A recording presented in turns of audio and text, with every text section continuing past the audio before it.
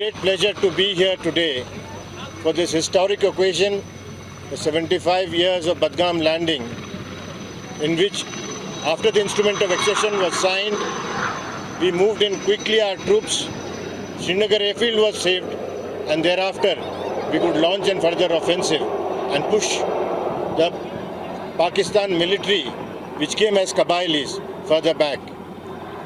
I am sure if the UN had not intervened, perhaps the entire Kashmir would have been ours.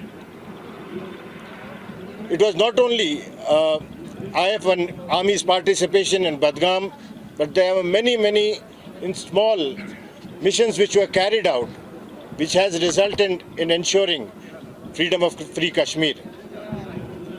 What I'm reminded of is one of the seizures of Poonch.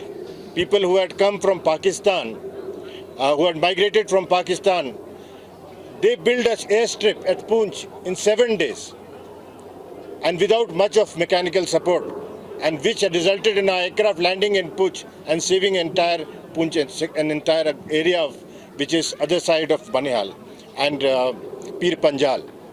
We also carried out attacks in Srinagar airfield till the fuel ran out by fighter aircraft. We also carried out attack at Skardu, without which, in fact, that attack at Skardu was at ammunition dump, and that mission was being monitored by General Timaya from the air. And it is very interesting to what he claimed when he saw this whole ammunition dump blowing up. We also activated Leh during that period by Meher Singh, and all these activities which were carried out by Indian Air Force and Army actually has resulted in ensuring the freedom of this part of Kashmir. And I'm sure someday the Pakistan-occupied Kashmir will also join this part of Kashmir, and we will have a whole of Kashmir in years to come. Thank you and Jai Hind. Indian Air Force has built over the years 1970. Indian Air Force came into being in 1932, with one squadron being formed in 1932, and most of the squadron came into being only in 1939-40, towards the end of Second World War, as Royal Indian Air Force. When India got independence, that is the time the Air Force was a very fledgling force when compared to our Army or Navy.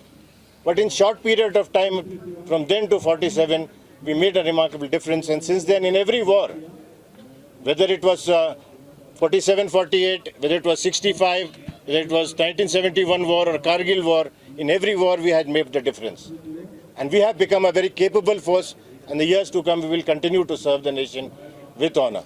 Thank you. What are the challenges that Indian Air Force face at present? Indian Air Force faces many challenges. The basic challenge that we face is of technology. The rate of change of technology is so fast in the world today that we have to keep pace with that.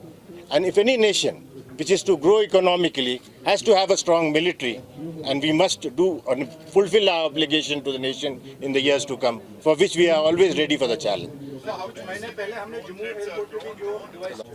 देखिए, drone के attacks जो है बहुत ही छोटा attack है और बहुत ही कम damage कर सकता है, लेकिन उसके लिए हमने इक्विपमेंट पहले से ही तैयार कर रखा था. उसको यहाँ पर पहले डिप्लॉय भी किया गया था.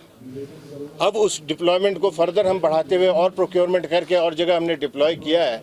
एंड ड्रोन चैलेंज जो है बहुत छोटा चैलेंज है, and we will be able to deal with that challenge as and when it comes. Soon after independence, the Pakistani forces invaded Jammu and Kashmir. On 26th October 47, the instrument of accession was signed, and on 27th October 47, First Sikh, under the command of Lieutenant Colonel Diwan Ranjit Rai, landed at this airport, at this airfield. The Indian Army, men and women of Kashmir, brave soldiers of Jammu and Kashmir state forces showed great courage and bravery, forcing the enemy to withdraw and eventually evicting them and saving Kashmir. Chinar Corps of Indian Army and Western Air Command on this 75th anniversary has attempted to commemorate this historic event of air landing operations. I fully believe that you must have enjoyed each and every moment of this reenactment. History should never be forgotten, lest it shall be repeated. The people of our country, and particularly Jammu and Kashmir, should remember that when the guards are down, the enemy of humanity will prey on innocents. The memory of unilateral violation of standstill agreement the rape, murder, loot and arson at Baramulla and other villages and towns of Jammu and Kashmir may seem distant